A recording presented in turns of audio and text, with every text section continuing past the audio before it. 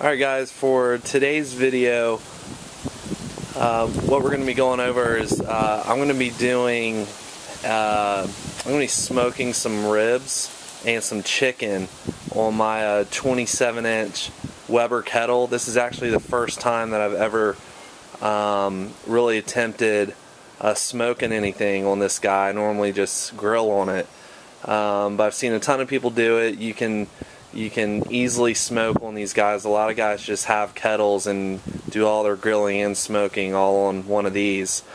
So there's various ways to approach it, but the way I'm going to be doing it today is, you can see over here, I've kind of got all the unlit charcoal kind of banked over against this one side, and then I've got some aluminum foil down here. This is primarily to catch a lot of the fat that's going to be dripping off of the ribs. I've got a water pan that will be sitting on top of this aluminum foil, and so the ribs will be right over the water. And then what I'm going to do is, I've got my chimney going over here, and it's just about ready. You can see those are getting, yeah, they're just about ready. They're white hot.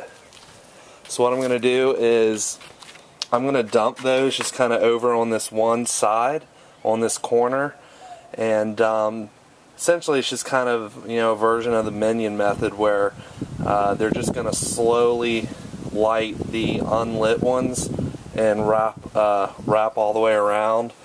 And since this is my first time, I have no idea if I'm going to have to add more. I normally go about 6 hours on ribs for the complete cook, so we'll just see. So let me go ahead and get the hot coals on, and then I'll come back in just a second to show you the water pan and just kind of show you what that looks like. Okay, so I've got the coals on. Just kind of dumped them all over here on this corner, and got the water pan in, got that guy pretty full. And I'm just going to put the grate on, and then let this thing, again, since this is my first time doing this on this kettle, I'm going to kind of watch it for probably 30-45 minutes and just try to get the temperature dialed in. I haven't actually bought the attachment that will allow me to mount my Barbecue Guru DigiQ controller on it. When I do that, it'll be mounted somewhere kind of like down here, and you know, it'll be stoking the fire, and I can close the bottom vents up and kind of let it just do its thing like I do on my Weber Smoky Mountain. But in this case, I'm just going to have to kind of manually watch the temp and just kind of go from there. So I'll check back in probably about 30-45 minutes and let you guys see how it's doing. Alright guys, here we go. It's been about 45 minutes.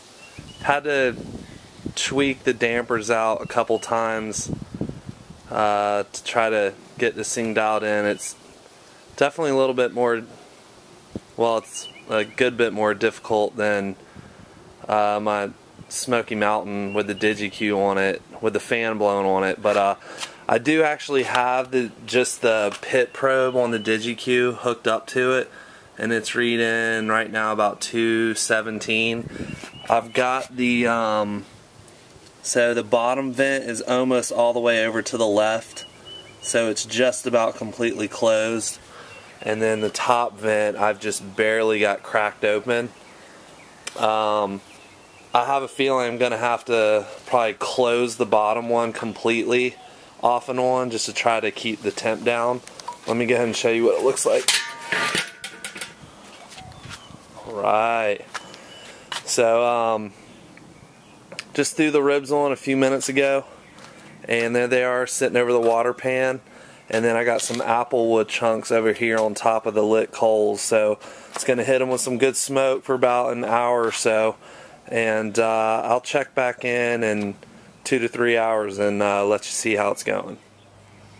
Alright, here we go. We're about 3.5 hours into the cook, and the kettle's been riding right at about 250 the whole cook, so it's actually done pretty good. And I just foiled them put them in foil about 15 minutes ago or so, and you can see here that they're nice and juicy and color looks good. And so I'm going to keep them foil for about an hour and a half, and then let them cook for a little bit longer after that. But so far this is going really well. I'm really happy with it. You can see right here that, again, I started this 3.5 hours ago. The charcoal has made it 3/4 of the way around the bank of charcoal that I did on this side. So it's been a nice steady cook, working pretty good. I still got plenty of water down there in the water pan. So yeah, so we'll check back in just a little bit, and I'll show you how it's doing in a little bit. Alright, it's been about 5.5 hours. I just took the ribs out of the foil and basted them with some Blues Hog original sauce. And you can see I've got some chicken breasts on there too, but the Kettle has just done a really good job. It's basically stayed at 250 this entire cook. And the ribs are looking nice and tender and juicy. And as you can see over here, the coals, it basically started down here when I first started this video, and it's wrapped all the way around, and it's all the way at the end now. And like I said, it's getting close to about 5 hours 45 minutes. So that's I've been pretty pleased with this, and this kettle's huge, as you can tell, so I could have done a lot more food if I wanted to, but just kind of wanted to test it out. So I'll come back and show you the finished product once I cut them, so you can see what they look like. Alright, so here we go.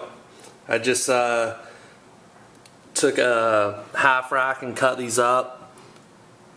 These things just came out perfectly tender. Great smoke ring, really good color. I already tried one. The flavor is amazing.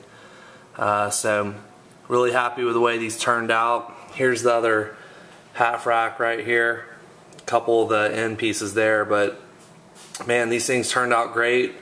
I'm pretty excited about the way these came out on the Kettle for smoking ribs on the first time on that guy. So I'll definitely be attempting a butt or a brisket or something like that sometime soon. So check back soon for those videos, and thanks for watching.